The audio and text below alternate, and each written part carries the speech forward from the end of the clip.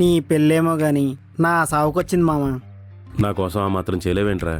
చేస్తానులే గాని హ్మ్. ఏంటి నీకు అప్పిచ్చిన ముత్యాన్ని అప్పచ్చి చేస్తామని మాట ఇచ్చావంట, నీకు అవసరమా? కొన్ని అనివార్య కారణాల వల్ల ఇవ్వాల్సి వచ్చిందిరా. నువ్వేం భయపడకు, పుత్తూరులో తెలిసిన వాళ్ళు ఉన్నారు. నీకెన్ని బొక్కలు ఇరిగిపోతాయో తెలియదు కదా, ముందే ఒక మాట చెప్పించాను. కొట్టానంటే దవడ సైడ్ అయిపోద్ది. నీకు ఇచ్చిన లిస్టులో ఉన్న వాళ్ళు డీటెయిల్స్ కొనుక్కోమని కనుక్కున్నావా? అన్ని బుర్రలో ఫీడ్ చేసుకున్నా. Very good. ఆఫీసులోకి వెళ్ళి అటెండెన్స్ వేసుకున్నావు, రౌండ్ వేసి వద్దాం పద. అక్కడ ఆల్రెడీ మీ వాళ్ళు ఎవరినో రౌండ్ చేసినట్టుంది.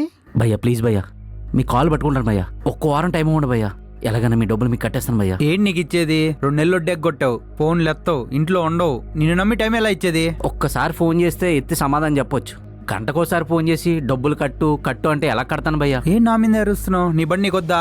అయ్యో అలా అనకండి భయ్యా, నాకున్న ఆధారం అది ఒక్కటే, అది కూడా లాగేసుకుంటే మీ డబ్బులు మీకు ఎలా కట్టగలను భయ్యా? గ్యారంటీ మాకు లేదులే.